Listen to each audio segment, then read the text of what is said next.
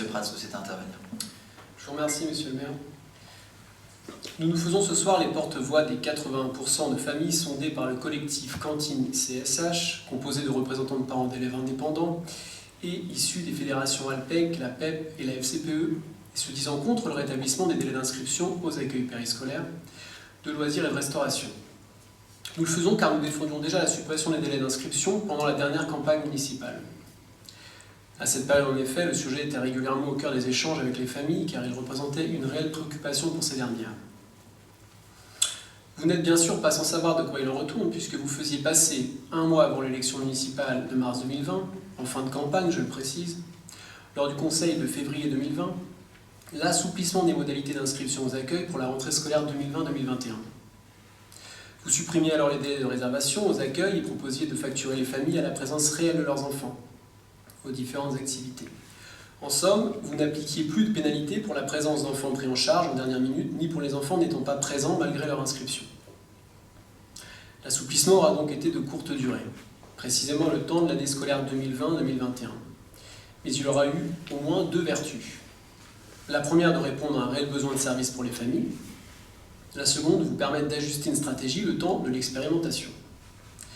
Vous supprimez aujourd'hui les assouplissements pour la rentrée 2021-2022. Pourtant, le besoin de service est malheureusement et naturellement toujours bien présent. Il est souligné de manière appuyée à la lumière des réponses de l'enquête menée par les représentants de parents d'élèves de Confluence CSH auprès de 340 parents. 91% de conflanés sondés sont satisfaits par la facturation à la présence de leurs enfants pour des motifs qu'ils énumèrent sans mal. Flexibilité, souplesse, gain de temps, la justesse de ce type de facturation et surtout l'adaptabilité au rythme professionnel. Je m'arrête un instant sur les deux dernières raisons évoquées par nos concitoyens défendant la facturation à la présence de leurs enfants. La justesse de ce type de facturation et surtout l'adaptabilité au rythme professionnel. Je crois qu'il faut comprendre que pour 91% des conflanés s'exprimant, le système de facturation est juste s'il ne sanctionne pas un employé en fonction de ses contraintes métiers et s'il s'adapte à ces mêmes contraintes pour proposer une égalité de traitement de tous les usagers. L'une des valeurs principales du service public, je tiens à le rappeler. Nous ne pouvons pas demander à un pompier de prévoir toutes les interventions auxquelles il devra participer, à un policier d'anticiper les missions qui seront les siennes 7 jours à l'avance. Idem pour les personnels hospitaliers qui sont sur le pont depuis 2 ans, comme rarement cela s'est observé dans l'histoire de notre pays. Les intérimaires, les travailleurs indépendants, etc. Par ailleurs, l'enquête évoquée met en exergue l'insatisfaction de 80% des sondés pour ce qui a trait au retour des délais de réservation de 7 et 3 jours. Là encore, les raisons avancées font écho aux précédentes. Manque de flexibilité, inadéquation au mode de travail flexible, impossibilité de prévoir les plannings de travail 7 jours à l'avance. Monsieur le maire, lorsque vous avez été questionné sur les réseaux sociaux par vos administrés à ce sujet, vous avez justifié votre choix en l'expliquant ainsi, je cite, « Le fait de pouvoir changer à la dernière minute ne permettait pas à notre prestataire d'anticiper le nombre d'enfants mangeant à la cantine, ce qui entraînait un gaspillage alimentaire significatif, quotidiennement et un surcoût de 200 000 € à la charge de la collectivité. » Il est vrai que la suppression des délais d'inscription ne permet pas d'anticiper avec justesse le nombre de repas à commander quotidiennement aux prestataires. À ce titre, il faut donc chaque jour en commander un peu plus que le nombre d'enfants attendus pour pallier la prise en charge éventuelle d'enfants supplémentaires. Cependant, vous avez eu 1 an d'expérimentation précieuse et cela aurait dû vous permettre de constater l'évolution des fluctuations d'effectifs qui, au fil des semaines, reproduisent souvent les mêmes schémas et permet donc d'ajuster les anticipations. Ce problème ne serait d'ailleurs pas un sujet si vous aviez, dans le cadre du marché avec le prestataire de restauration, choisi d'inscrire au cahier des charges une facturation des repas à la consommation et non à la commande. Dans les faits, il s'agit d'une prestation plus onéreuse, mais le prestataire vous aurait chaque jour facturé les repas consommés par les enfants et non l'ensemble des repas livrés. Concernant enfin le gaspillage, qui aurait dû donc diminuer au fil des mois, comme je l'expliquais plus avant, nous regrettons que vous n'ayez pas, en vertu de l'extension des mesures de la loi Garot au secteur de la restauration collective, par la loi du 30 octobre 2018, procédé quotidiennement à des dons aux associations d'aide alimentaire. Nous voterons donc contre, bien que vous n'ayez pas attendu l'expression de ce Conseil pour faire appliquer votre décision. La modification du règlement intérieur des accueils périscolaires, de restauration et de loisirs, car cet amendement ne répond pas à la réalité et aux souhaits des conflanaises et conflanais. Ces décisions ne respectent par ailleurs pas le principe d'égalité devant le service public qui enjoint pourtant les services à adapter leur offre à chaque usager pour garantir l'égalité de tous. Nous vous appelons donc à revenir en arrière, adopter une stratégie pour juguler le gaspillage inhérent à la suppression des délais d'inscription et à faire quotidiennement don des repas non consommés aux associations d'aide alimentaire. Je vous remercie. Merci Monsieur Prats pour votre intervention qui se heurte malgré tout à un principe de réalité dont Josiane Simon a vous apporté les éléments. Merci Monsieur le maire. Je vais essayer d'être la plus précise possible et de répondre donc à l'ensemble des points que vous soulevez. Effectivement, si la municipalité avait opté pour la suspension donc de la réservation pour les accueils de loisirs et la restauration scolaire en 2019-2020, c'était pour beaucoup lié à des raisons de complexité et aux défaillances de fonctionnement du précédent portail famille que nous n'avions pas choisi du reste. Et maintenant, si à l'inverse la municipalité décide de reprendre les réservations, c'est qu'entre-temps, donc sur l'année scolaire 2019-2020 de fonctionnement sans réservation des activités périscolaires les plus fréquentées, le bilan est loin d'être satisfaisant et je vais vous dire pourquoi. Tout d'abord, en termes de sécurité pour les enfants de primaire, notre souhait était de fiabiliser donc, de nouveau les sorties autorisées. Car sans réservation effectuée par les parents, les encadrants sont dépendants de l'information donnée par l'enfant qui peut être erronée, notamment s'il passe en centre de loisirs avant. Vous évoquez la question du gaspillage alimentaire. En termes de gaspillage alimentaire, on va le reconnaître, le bilan est quand même assez lourd. En effet, des milliers de repas produits ont été jetés. À titre d'exemple, 1536 repas ont été jetés au titre de janvier 2021, faute d'inscription à la restauration scolaire et donc faute de prévision fiable. Notamment, vous évoquez la possibilité qui nous est donnée de distribuer les repas non consommés à des associations type les Restos du Cœur. La ville a tenté de mettre en place ce type de dispositif, comme vous le suggérez. Cependant, donc les associations, on les a contactées avec ma collègue Joëlle Devos, et cependant, les associations n'étaient pas en mesure d'organiser la collecte des repas dans le respect de la chaîne du froid indispensable en l'espèce. Seuls les produits non périssables pouvaient être collectés, mais au regard des faibles quantités de ces produits, les associations ont préféré décliner notre proposition. Elles n'étaient pas intéressées. Autre point, le fait de ne pas connaître le nombre d'enfants qui déjeunent à la restauration avait un impact sur d'autres aspects, d'ailleurs que vous n'avez pas évoqué, et il y en a sur la commune, comme la prévision des menus sans porc.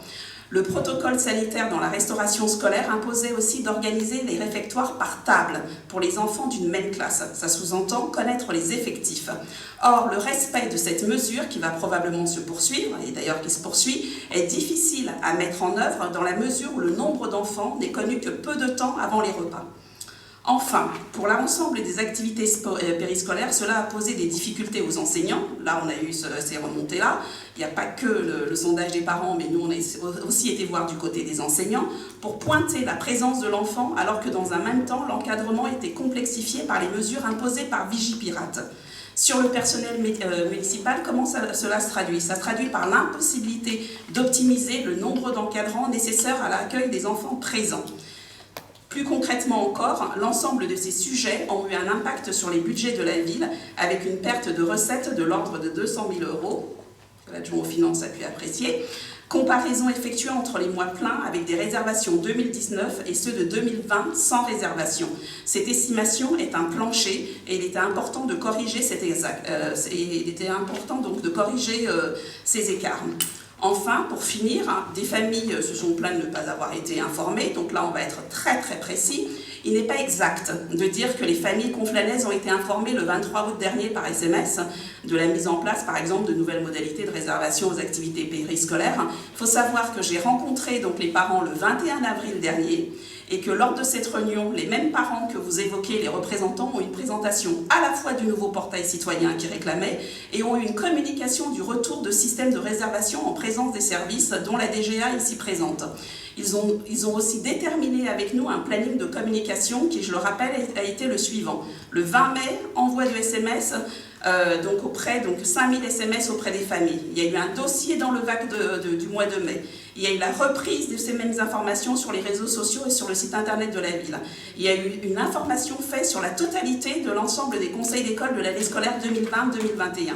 Et par ailleurs, fin août, car nous sommes aussi bienveillants, nous avons effectué un SMS de rappel aux familles pour procéder à la réservation de la semaine de la rentrée.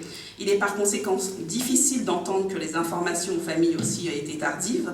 Alors vous évoquez donc la question d'égalité, donc je vous répondrai de la manière suivante. La réservation est un système communément admis qui respecte le principe d'égalité et garantit la maîtrise des coûts du service public. Pour rappel, en 4 ans, la ville a fait le choix de ne pas impacter sur les familles la hausse des tarifs qu'elles subissaient par rapport au marché, notamment en ce qui concerne la fourniture de repas. Alors moi, je comprends parfaitement, et l'ensemble de mon équipe comprend que ce retour à la réservation peut être perçu comme une mesure contraignante pour les familles, mais il s'agit uniquement de revenir à une situation qui était celle de l'année précédente et non à un bouleversement total. Nous sommes d'autant plus conscients des besoins des familles que nous allons demander, comme vous le soulignez en fin d'intervention, dans le prochain marché de denrées alimentaires qui sera mis en œuvre, on pense, au 1er septembre 2020, à réduire les délais de production de repas, dont l'objectif sera en fait une réduction pour les familles, mais il faudra attendre le retour de la consultation pour savoir si nous avons une réelle marge d'amélioration sans impacter aussi la qualité globale de la prestation. Donc effectivement, nous avons mis un dispositif plus souple pour les familles, mais à un moment donné, il faut savoir en tirer un bilan. En plus des autres raisons évoquées, la situation n'était pas financière, n'était pas tenable pour la collectivité, et il fallait agir en responsable pour l'ensemble des conflannés. Merci. Merci, j'ai une précision. Le prochain marché des denrées alimentaires, c'est mis en œuvre au 1er septembre 2022. Monsieur Prats. Madame Simon, est-ce que vous m'avez entendu ce soir vous parler d'informations tardives apportées aux familles? Je sais pas, vous avez passé... C'était aussi parce que vous avez mentionné le sondage des parents d'élèves et ils nous l'ont transmis et en même temps, ils nous ont aussi fait ces observations. Parce que ce soir, je ne vous ai pas parlé de ça. Vous avez parlé du fait de ne pas pouvoir faire de dons alimentaires à des associations parce que la chaîne du froid serait coupée, c'est ça? C'est ça que vous m'avez dit. On ne peut pas faire de dons des repas qui n'ont pas encore été déballés et chauffés parce qu'il y a une rupture dans la chaîne du froid, c'est ce que vous m'avez dit. Parce que, oui, en l'état, il est vrai que si vous voulez pouvoir faire un don à une association type soupe populaire, il faut que les repas soient acheminés sans casser la chaîne du froid. Mais j'ai un peu de mal à croire, avec toutes les bonnes volontés qu'on peut trouver dans cette ville en termes d'association, qu'il y ait pas une association qui vous ait dit « nous, on est capable d'acheminer les denrées dans le respect de la chaîne du froid ». Comme je vous l'ai précisé, c'était en collaboration avec ma collègue Géraldine Descosses, ils ont refusé. Si M. Prats ne veut pas nous croire, il non, mais on donne les éléments. Si okay. vous les prenez, vous les prenez pas. Si vous ne les croyez pas, je vous remercie. Okay, le débat s'arrête là. Je les prends, même si j'ai du mal à reconnaître leur véracité. Vous parlez d'un impact organisationnel. Vous dites, quand on ne sait pas combien on accueille d'enfants, il y a un impact organisationnel. Sauf que vous savez, déjà, globalement, le nombre d'enfants que vous allez avoir. S'il y a juste une variable, il y a juste un ajustement chaque jour, et vos équipes d'animation, elles sont composées, vous avez un tableau des emplois et vous avez un nombre d'animateurs sur la ville, et la reventilation de vos animateurs dans les différentes structures chaque jour se fait dans la matinée. Or, vous connaissez les chiffres exacts dans la matinée. Donc, d'un point de vue organisationnel, ça pose normalement pas trop de soucis. Il y a un double appel dans les classes en plus le matin. Bon, vous avez les éléments, Monsieur Prats. Ce qui est clair, c'est que les encadrants se posent toujours un problème. Josette Simon l'a dit, parce que les enfants qui sont en classe parfois se trompent. Et ce qui fait que ça pose un réel souci, en effet, en termes d'encadrement, et plus globalement en termes de sécurité, notamment la sortie des élèves. Monsieur Cavennec. Oui, merci Monsieur le maire. Moi je m'étonne du montant que vous avancez sur les pertes financières de la ville. 200 000 euros, c'est simple repas, c'est 250 000 repas qui ne sont pas facturés par jour, puisque les enfants ont 8 mois de scolarité sur 12. C'est-à-dire que grosso modo, sur les 3500 enfants qu'on flânait, ça ferait un taux d'absentéisme de 8% par jour.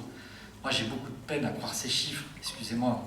Sur la base de ce simple... Alors, Josette Simon, vous précisez, parce que ça ne concerne pas que les repas, justement. Je vais être précise. La perte, c'est la perte de recettes sur l'intégralité du périscolaire, c'est-à-dire vous avez le matin, l'après-midi et le repas. D'accord? C'est pas que sur les repas, et c'est une perte en termes de facturation.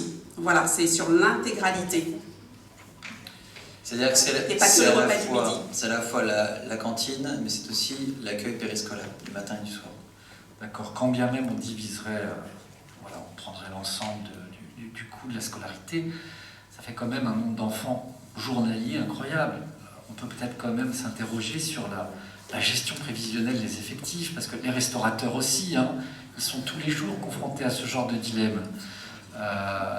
Ils ne savent jamais véritablement combien de couverts ils vont faire. Et malgré ça, parce qu'ils ont des réserves de dernière minute surgelées en stock, parce qu'ils savent à peu près d'une journée sur l'autre, en fonction des semaines et des saisons, quelles seront leurs fréquentations, ils arrivent à boucler leur budget sans jeter 10% des repas par la fenêtre. Donc je suis assez étonné, moi, de ce que vous nous proposez. Ok, bon, vous avez donné les éléments. Après, on ne peut pas donner plus d'explications et d'explications. Je vous propose de passer à vote de cette délibération numéro 13. Qui est contre? 8 voix contre. Qui s'abstient? Qui est pour? 31 voix pour.